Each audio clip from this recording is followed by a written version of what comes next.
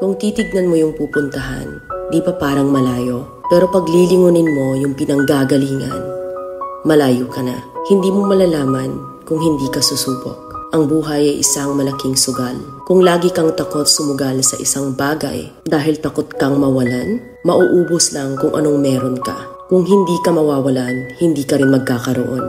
Kung ano man ang mga desisyon mo ngayon, yun ang magiging buhay mo bukas. Lakasan mo lang yung loob mo dahil ang mundong to, aapakan lang ang mga mahihina.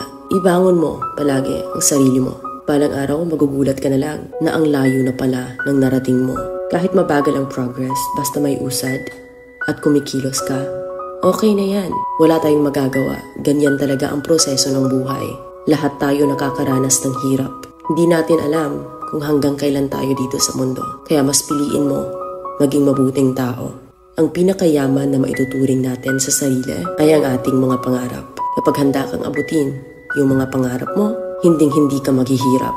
Kung lagi kang may pinagdaanan sa buhay or pagsubok, pruweba lang yan na isa kang magiting na sundalo. Sa mga pagsubok, diyan ka aangat, diyan ka babaguhin. Yung tatag mo kung paano ka mag-ayos ng problema.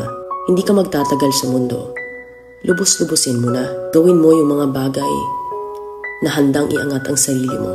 Huwag mo isipin yung mga sinasabi ng iba at huwag na huwag kang panghihinaan ng loob dahil lahat ng tao ay may iba't ibang desisyon at iba't ibang sitwasyon.